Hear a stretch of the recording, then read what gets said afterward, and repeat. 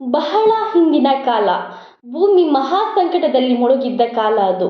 ಅಸುರನಾದ ಹಿರಣ್ಯಾಕ್ಷನು ಭೂದೇವಿಯನ್ನು ಅಪಹರಿಸಿದ್ದ. ಭೂಮಿಯನ್ನು ಸಮುದ್ರದ ಆಳಕ್ಕೆ ಮುಳುಗಿಸಿದ್ದ. ಎಲ್ಲೆಡೆ ಅಂಧಕಾರ, ಭಯ ಮತ್ತು ಅಶಾಂತಿ. ದೇವತೆಗಳು ವಿಷ್ಣುವನ್ನು ಶರಣಾದರು. ಪ್ರಭು, ಭೂಮಿಯನ್ನು ರಕ್ಷಿಸಿ ಎಂದು ಬೇಡಿಕೊಂಡರು. ಆಗ ಶ್ರೀ ಮಹಾವಿಷ್ಣು ವರಾಹ ರೂಪವನ್ನು ತಾಳಿದರು. ಅದು ಸಾಮಾನ್ಯ ಹಂದಿಯಲ್ಲ, ಅದು ದಿವ್ಯವಾದ ವರಾಹ. ಆಕಾಶವನ್ನೇ ಮುಟ್ಟುವ ದೇಹ, ಕಣ್ಣಲ್ಲಿ ಕರುಣೆ, ಬಲದಲ್ಲಿ ಅಪ್ರತಿಮ ಶಕ್ತಿ. ಅವನ ದಂತಗಳು ವಜ್ರದಂತೆ ಹೊಳೆಯುತ್ತಿದ್ದವು. ವರಾಹಾವತಾರ ಸಮುದ್ರಕ್ಕೆ ಹಾರಿದ. ಹಿರಣ್ಯಾಕ್ಷನ ಜೊತೆ ಭೀಕರ ಯುದ್ಧ ನಡೆಯಿತು. ಅಸುರನನ್ನು ಸಂಹರಿಸಿದ ವಿಷ್ಣು ಭೂದೇವಿಯನ್ನು ತನ್ನ ದಂತಗಳ ಮೇಲೆ ಎತ್ತಿಕೊಂಡ. ಭೂಮಿಯನ್ನು ಮತ್ತು ತನ್ನ ಸ್ಥಾನಕ್ಕೆ ತಂದ ಭೂದೇವಿ ಕಣ್ಣೀರಿಟ್ಟು ಹೇಳಿದರು, ಪ್ರಭು, ನೀನು ಹಂದಿಯ ರೂಪದಲ್ಲಿ ಬಂದು ನನ್ನನ್ನು ಉಳಿಸಿದೆ.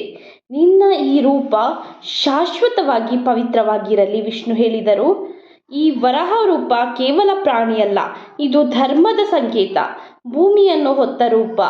ಆ ದಿನದಿಂದ ದೇವತೆಗಳು ನಿರ್ಧರಿಸಿದರು, ಈ ವರಾಹ ರೂಪವನ್ನು ಅವಮಾನಿಸಬಾರದು ಎಂದು. ವರಾಹಾವತಾರ ಪಡೆದ ಪ್ರಾಣಿಯ ಮಾಂಸವನ್ನು ಭಕ್ತರು ತಿನ್ನಬಾರದು ಎಂಬ ನಂಬಿಕೆ ಬೆಳೆದಿತು. ಹಿಂದೂ ಧರ್ಮದಲ್ಲಿ ಗೋವು ಕೃಷ್ಣನಿಗೆ ಪವಿತ್ರ, ಹನುಮಂತನಿಗೆ ವಾನರ ರೂಪ ಪವಿತ್ರ, ಹಾಗೆ ವಿಷ್ಣುವಿನ ವರಾಹ ರೂಪವು ಪವಿತ್ರ.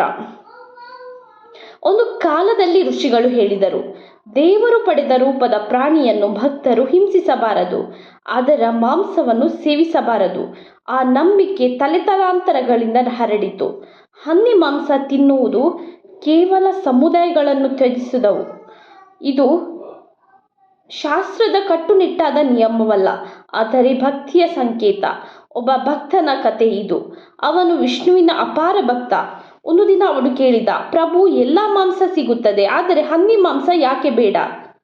ಆ ರಾತ್ರಿ ಕನಸಿನಲ್ಲಿ ವಿಷ್ಣು ಬಂದ. ವರಾಹ ರೂಪದಲ್ಲಿ ಕಾಣಿಸಿಕೊಂಡು ಹೇಳಿದರು, ನಾನು ಆ ರೂಪದಲ್ಲಿ ಭೂಮಿಯನ್ನು ಹೊತ್ತೆ. ಅದು ತಿನ್ನುವ ವಸ್ತು ಅಲ್ಲ, ಅದು ರಕ್ಷಣೆಯ ಸಂಕೇತ. ಆ ಭಕ್ತನು ಎಚ್ಚರಗೊಂಡ. ಆ ದಿನದಿಂದ ಅವನು ಹಂದಿ ಮಾಂಸವನ್ನು ಮುಟ್ಟಲೂ ಇಲ್ಲ.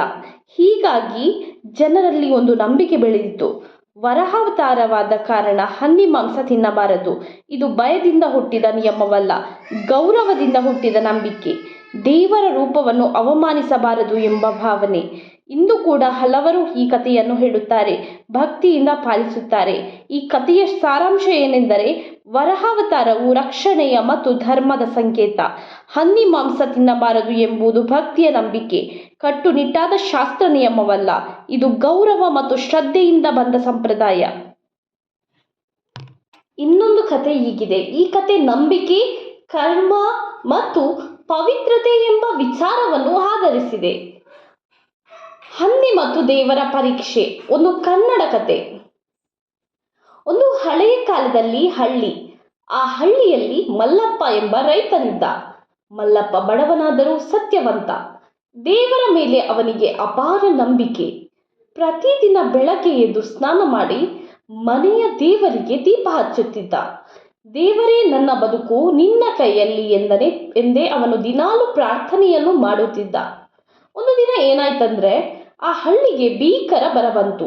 ಬೆಳೆಯೇ ಇಲ್ಲದಾಯಿತು, ಆಹಾರವೇ ಇಲ್ಲದಾಯಿತು.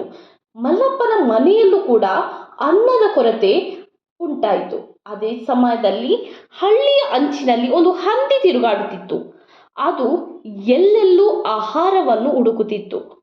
ಮಲ್ಲಪ್ಪನ ಹೆಂಡತಿ ಹೇಳಿದಳು, ಇಷ್ಟು ಹಸಿವಾಗಿದೆ, ಆ ಹಂದಿಯನ್ನು ಹಿಡಿದು ಮಾಂಸ ಮಾಡಿದರೆ ಬದುಕಬಹುದು. ಮಲ್ಲಪ್ಪ ತಕ್ಷಣ ನಿರಾಕರಿಸಿದ. ಬೇಡ ಎಂದ. ಹಂದಿ ವಿಷ್ಣುವಿನ ವರಾಹ ರೂಪದ ನೆನಪು. ಹಸಿವಿದ್ದರೂ ಧರ್ಮವನ್ನು ಬಿಟ್ಟುಕೊಡಬಾರದು. ಹಸಿವು ದಿನೇ ದಿನೇ ಹೆಚ್ಚಾಯಿತು. ಮಕ್ಕಳು ಅತ್ತುಕೊಂಡರು. ಆದರೂ ಮಲ್ಲಪ್ಪ ಮನಸ್ಸು ಕಲ್ಲಿನಂತೆ ಗಟ್ಟಿಯನ್ನು ಮಾಡಿಕೊಂಡ.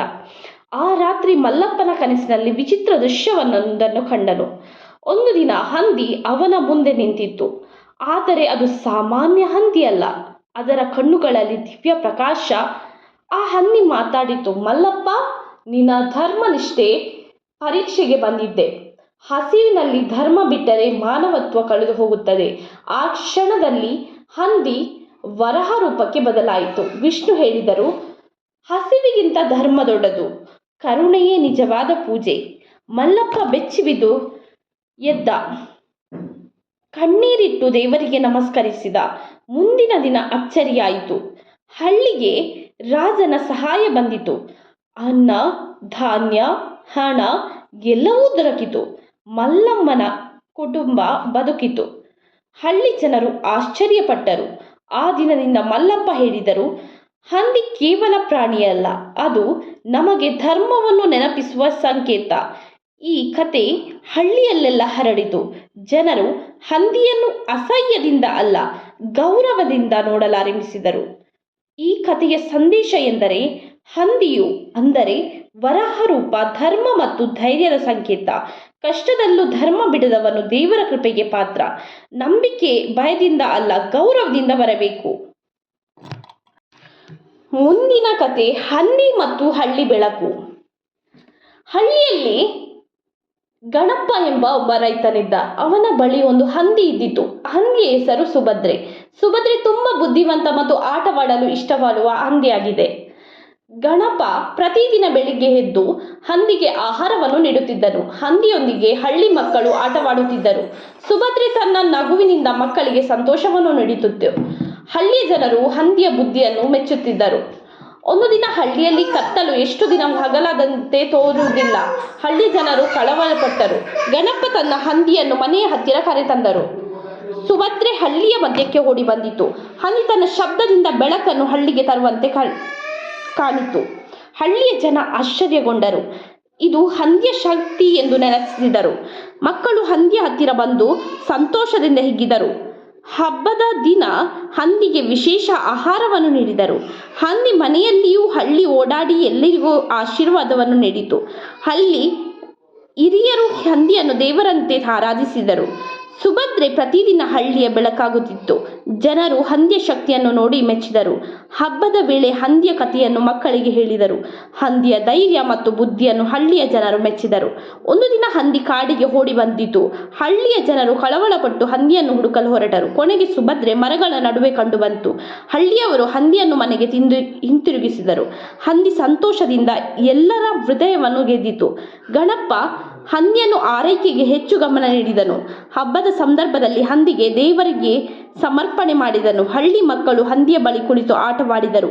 ಹಂದಿಯ ಪ್ರೀತಿ ಹಳ್ಳಿಯ ಮನಸ್ಸಿಗೆ ಶಾಂತಿ ನೀಡಿತು. ಸುಭದ್ರೆ ಹಳ್ಳಿಯ ಮಕ್ಕಳಿಗೆ ಪಾಠವನ್ನು ಕಲಿಸುತ್ತಿತ್ತು. ಜನರು ಹಂದಿಯನ್ನು ದೇವರಂತೆ ಆರಾಧಿಸುತ್ತಿದ್ದರು. ಹಬ್ಬದ ದಿನ ಹಂದಿಗೆ ಹೊಸ ಆಹಾರವನ್ನು ನೀಡಿದರು. ಹಳ್ಳಿಯವರು ಹಂದಿಯನ್ನು ಹಳ್ಳಿ ಬೆಳಕು ಎಂದು ಕರೆಯುತ್ತಿದ್ದರು. ಹಂದಿಯ ನಗು ಮತ್ತು ಆಟದಿಂದ ಜನರ ದೈಹಿಕ ಮತ್ತು ಮಾನಸಿಕ ಸಂತೋಷ ಹೆಚ್ಚಿತು. ಹಳ್ಳಿಯ ಹಿರಿಯರು ಹಂದಿಯ ಶಕ್ತಿಯನ್ನು ಮುಂದುವರಿಸಿದರು. ಸುಭದ್ರೆ ಪ್ರತಿದಿನ ಹಳ್ಳಿಯಲ್ಲೇ ನಡೆಯುತ್ತಿತ್ತು. ಹಬ್ಬದ ಸಂದರ್ಭದಲ್ಲಿ ಹಂದಿಯ ಕತೆ ಎಲ್ಲ ಮನೆಗಳಲ್ಲಿ ಹೇಳಲ್ಪಟ್ಟಿತು. ಜನರು ಹಂದಿಯನ್ನು ಆರಾಧಿಸುತ್ತಾ ಸಂತೋಷಪಟ್ಟರು. ಹಂದಿ ಹಳ್ಳಿಯ ಮಕ್ಕಳಿಗೆ ಸ್ನೇಹ, ಸಹಾಯ ಮತ್ತು ಪ್ರೀತಿ ಕಲಿಸುತ್ತಿತ್ತು. ಹಳ್ಳಿಯ ಜನರು ಹಂದಿಯನ್ನು ದೇವರಂತೆ ಗೌರವಿಸುತ್ತಿದ್ದರು. ಹಂದಿಯ ಆಶೀರ್ವಾದದಿಂದ ಹಳ್ಳಿಯಲ್ಲಿ ಶಾಂತಿ ಮತ್ತು ಸಂತೋಷವಾಯಿತು. ಸುಭದ್ರೆ ಹಳ್ಳಿಯ ದಾರಿ ಬೆಳಕಾಗಿತ್ತು. ಜನರು ಹಂದಿಯನ್ನು ನೋಡಿ ಆಶೀರ್ವಾದ ಪಡೆದಂತೆ ಅನುಭವಿಸಿದರು. ಹಬ್ಬದ ನಂತರ ಹಂದಿಯ ಕತೆ ಎಲ್ಲರ ಹೃದಯದಲ್ಲಿ ಉಳಿದು ಹೋಯಿತು. ಹಳ್ಳಿ ಮಕ್ಕಳು ಹಂದಿಯ ಸ್ನೇಹವನ್ನು ಮೆಚ್ಚಿದರು. ಸುಭದ್ರೆ ಹಳ್ಳಿ ಜನರ ಜೀವನದಲ್ಲಿ ಬೆಳಕಿನ ಸಂಕೇತವಾಯಿತು. ಹಂದಿ ದೇವರು ಎಂದು ಎಲ್ಲರೂ ಹಬ್ಬದಂತೆ ಆರಾಧಿಸಿದರು. ಇದರ ಮುಖ್ಯ ಉದ್ದೇಶ ಏನೆಂದರೆ, ಈ ಕಥೆಯ ಮುಖ್ಯ ಉದ್ದೇಶ ಏನೆಂದರೆ, ಹಂದಿಯ ಮಾಂಸವನ್ನು ನಿಷೇಧ ಮಾಡಬೇಕು. ಏಕೆಂದರೆ ಹಂದಿಯು ವರಾಹಾವತಾರ. ಹಂದಿಯ ಮಾಂಸವನ್ನು ನಾವು ಸೇವಿಸಿದರೆ ವರಾಹ ದೇವರು ಅಂದರೆ ವಿಷ್ಣುವು ನಮ್ಮ ಕೈಯನ್ನು 40 ದಿನಗಳ ಕಾಲ ಬಿಡುತ್ತಾರೆ. ನಮ್ಮ ಹತ್ತಿರ ನಾವು ಕೇಳಿದ ಯಾವುದೇ ಪ್ರಾರ್ಥನೆಯು ಈ 40 ದಿನಗಳ ಕಾಲ ಫಲಿಸುವುದಿಲ್ಲ ಎಂದು ಇಂದಿಗೂ ಪ್ರಚಲಿತವಾಗಿದೆ. ಏಕೆಂದರೆ ವರಾಹಾವತಾರ ದೊಡ್ಡ ಶಕ್ತಿ. ಅದು ಮನಸ್ಸು ಹಾಗೂ ನಮ್ಮ ಯೋಚನಾ ಶಕ್ತಿಯನ್ನು ನಮ್ಮಲ್ಲೇ ಕದಡುವಂತೆ ಮಾಡುತ್ತದೆ. ಆದ್ದರಿಂದ ನಾವು ಈ 40 ದಿವಸಗಳ ಕಾಲ ನಮ್ಮ ಜೊತೆಗೆ ವರಾಹಾವತಾರ ದೇವರು ಅಂದರೆ ವಿಷ್ಣುವು ನಮ್ಮ ಜೊತೆ ಇರಬೇಕಾದರೆ ಈ 40 ದಿವಸಗಳ ಕಾಲ ನಾವು ಮಾಂಸವನ್ನು ಸೇವಿಸಬಾರದು ಅಥವಾ ನಮ್ಮ ಜೀವನದುದ್ದಕ್ಕೂ ಮಾಂಸವನ್ನು ಸೇವಿಸಬಾರದು. ಈ ಮಾಂಸವನ್ನು ಸೇವಿಸುವುದರಿಂದ ಅನೇಕ ತೊಂದರೆಗಳು ನಮಗೆ ಕಾಡುತ್ತದೆ. ಏನೆಂದರೆ ಭಯಭೀತಗೊಳ್ಳುವುದು, ಹೆಚ್ಚಾಗಿ ಜನರು ಆಕ್ಸಿಡೆಂಟ್ ಅಥವಾ ಅಪಘಾತಗೊಳಗಾಗುತ್ತಾರೆ. ಇದಕ್ಕೆ ಮುಖ್ಯ ಕಾರಣವೇ ಹಂದಿಯ ಸೇವನೆಯಂತೆ. ಇದನ್ನು ಎಷ್ಟೋ ಪುರಾಣಗಳಲ್ಲಿ ತಿಳಿಸಲಾಗಿದೆ. ಆದ್ದರಿಂದ ನಾವು ಆದಷ್ಟು ಹಂದಿಯ ಮಾಂಸವನ್ನು ತಿನ್ನುವುದನ್ನು ಬಿಡಬೇಕು. ಇದರಿಂದ ನಾವು ದೇವರಿಗೆ ತುಂಬ ಹತ್ತಿರದಲ್ಲಿರುತ್ತೇವೆ. ದೇವರು ಸದಾ ನಮ್ಮ ಮೇಲೆ ಕರುಣೆಯನ್ನು ಇಟ್ಟಿರುತ್ತಾರೆ. ನಾವು ಎಂದಿಗೂ ಮಾಂಸವನ್ನು ಸೇವಿಸಿ ದೇವರ ಕೃಪೆಯನ್ನು ನಾವೇ ಕಳೆದುಕೊಳ್ಳುವ ರೀತಿ ಮಾಡಬಾರದು. ಇದರಿಂದ ನಮ್ಮ ಜೀವನಕ್ಕೆ ತುಂಬ ತೊಂದರೆ ಉಂಟಾಗುತ್ತದೆ. ಆದ್ದರಿಂದ ನಾವು ಜೀವನದುದ್ದಕ್ಕೂ ಹಂದಿ ಮಾಂಸವನ್ನು ಸೇವಿಸುವುದನ್ನು ನಿಷಿದ್ಧ ಎಂದು ಹೇಳಬೇಕು. ಹಂದಿ ಮಾಂಸ ತಿನ್ನುವುದಕ್ಕೆ ಪ್ರೋತ್ಸಾಹವನ್ನು ನಾವು ನೀಡಬಾರದು. ಹೀಗೆ ಹೇಳುತ್ತಾ ನನ್ನ ಈ ಕಥೆಯನ್ನು ಮುಗಿಸುತ್ತಿದ್ದೇನೆ. ಈ ವಿಡಿಯೋ ನಿಮಗೆ ಇಷ್ಟವಾಗಿದ್ದಲ್ಲಿ ಓಂ ಲಕ್ಷ್ಮೀ ನಮಃ ಎಂದು ಕಮೆಂಟ್ ಮಾಡಿ. ಹಾಗೆ ಈ ವಿಡಿಯೋವನ್ನು ನಿಮ್ಮ ಫ್ರೆಂಡ್ಸ್ ಆ್ಯಂಡ್ ಫ್ಯಾಮಿಲಿಗೂ ಕೂಡ ಶೇರ್ ಮಾಡಿ. ಹಾಗೆ ಪಕ್ಕದಲ್ಲಿ ಕಾಣುವ ಬೆಲ್ ಐಕಾನನ್ನು ಕೂಡ ಪ್ರೆಸ್ ಮಾಡಿ. Thank you.